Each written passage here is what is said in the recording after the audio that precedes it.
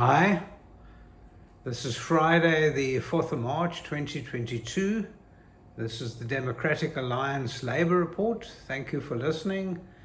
Thank you for tuning in. I really appreciate it. If you are interested in the Labour reports, send it on to your friends through Facebook, which way it can be done. We're going to handle a couple of things today, and thank you for the patience. One is we're going to look at the regulatory contradictions with regard to the COVID-19 approach, with regard to staff, obviously.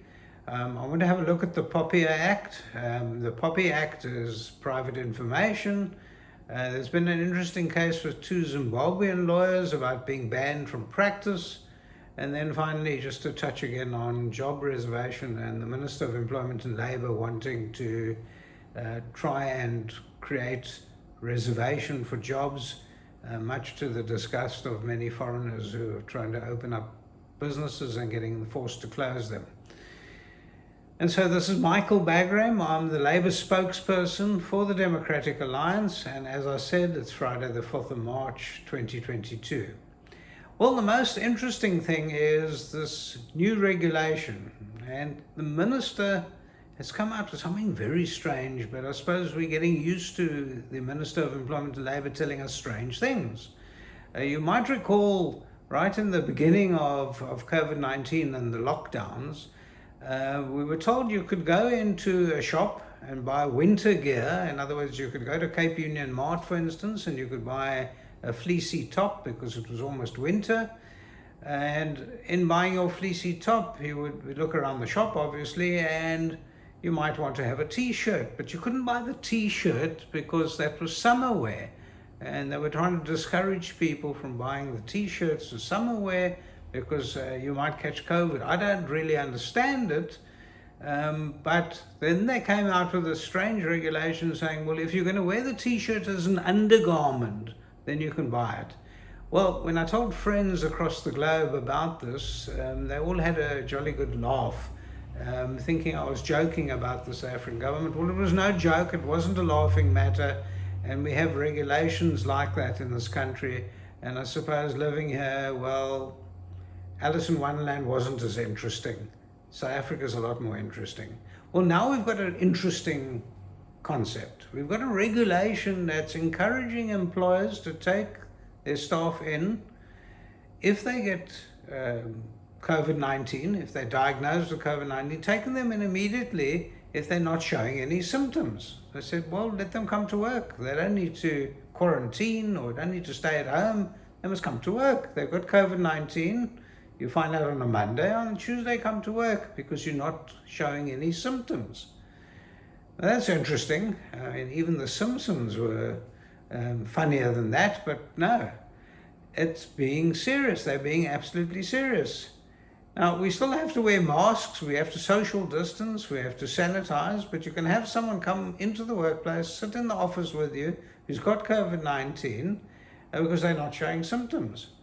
Well, so you can well imagine how ridiculous that is, because first of all, other staff might say, well, I'm not coming in, I'm not going to come in and sit with this man or woman who's got COVID-19, I might catch it, I've got comorbidities, and even if they're wearing a mask, there's no guarantee that you don't catch it. And so they won't come in, and you'll have to pay them their salary while they stay at home, while the person with the asymptomatic COVID is sitting at work. I mean, you can't think up these things. You just cannot think it up.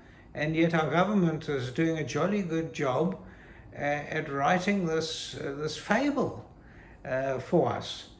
Well, the reality is I'm explaining to employers that if someone is diagnosed with COVID-19, even now, ask them to stay at home for a few days so that they don't spread that COVID-19 to the rest of the staff. Because you've got all sorts of liabilities if they do. The first thing is if the person with COVID-19, not showing any symptoms, passes it on to someone who's got comorbidities at the workplace. That person then won't be able to work because they'll be really sick. They might even be hospitalized. If that's the case, then you have to report it to the compensation fund to pay for the hospital and the doctor and the medication. The compensation fund take months, if not years, if not decades to pay. In the meantime, the employer would have to pay. I mean, just think this through.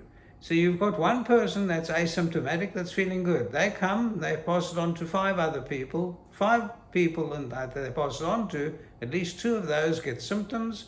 They get sick, at least 1 lands up in hospital, and then you've got all these liabilities that land on your chest, and then you've got others saying, I won't come in because there's someone who's got COVID-19.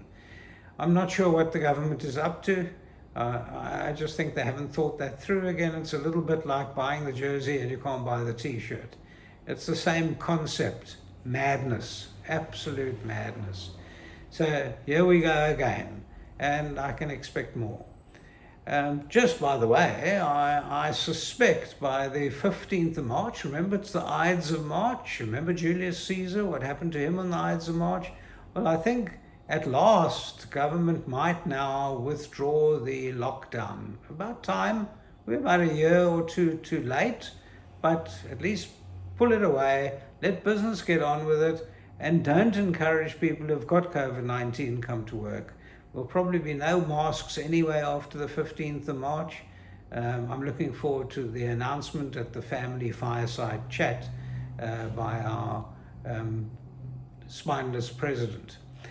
The next thing is the Poppy Act. It's something that I've been thinking about quite a lot, but what happens if you ask a staff member, have you been vaccinated? And the staff member says, it's my private information.